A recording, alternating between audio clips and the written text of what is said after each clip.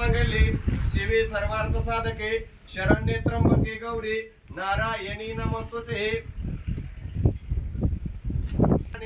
देशे गोदावरी दक्षिण तीरे शालिवान शके 1946 क्रोधी नाम संवत्सरे दक्षिणयाने विशेषण शुभ पुण्य ततो मम आत्मना श्रुति स्मृति पुराप्त फल प्राप्त्यर्थम अस्माकं सहकुटुंबानां सहपरिवाराणां क्षेम स्थैर्य आयु आरोग्य ऐश्वर्य प्राप्त्यर्थ सकल पीडा परिहार्थ सकल मनोरथ सिद्धार्थ मम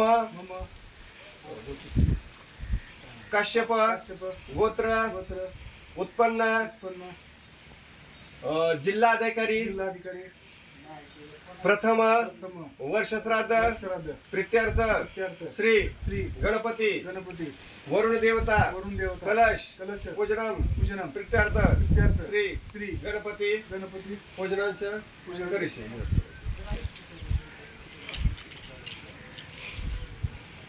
ओम भूयामी ओम भोरवस्वा महागणपते नमः पाद्यं समर्पयामि पाणी।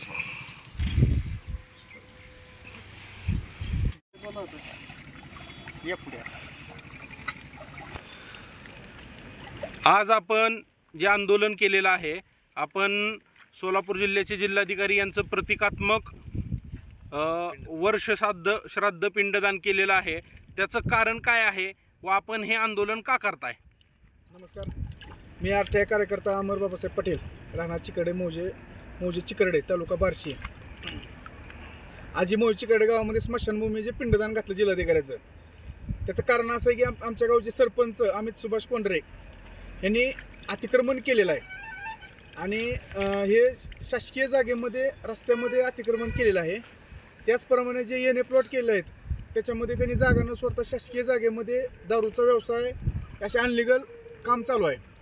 हे आम्ही वारंवार जिल्हाधिकारी साहेबांना तक्रारी दिल्या व पुराव्यानिशी त्यांना आम्ही कागदपत्र पोच केली, परंतु त्यांच्याकडून कुठल्याही प्रकारचं आम्हाला कळवण्यात आलेलं नाही।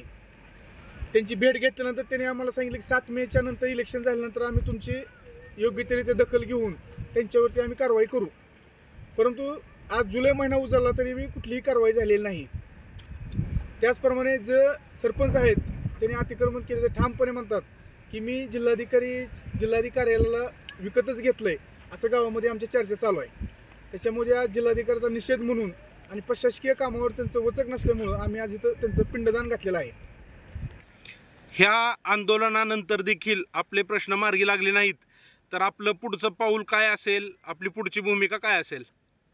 आता ह्यानंतर बी त्यांची जर प्रशासनाची जाग आली नाही त्यांना, तर आम्ही सरपंचांनी जेवढी रक्कम दिलेली आहे तेवढी तर आम्ही रक्कम देऊ शकत नाही, परंतु जिल्ह्याच्या ठिकाणी आम्ही अर्धनग्न होऊन मी भीक मागणार आणि तेवढी रक्कम सुनावणी घेण्यासाठी मी त्यांच्या कार्यालयाला देणार।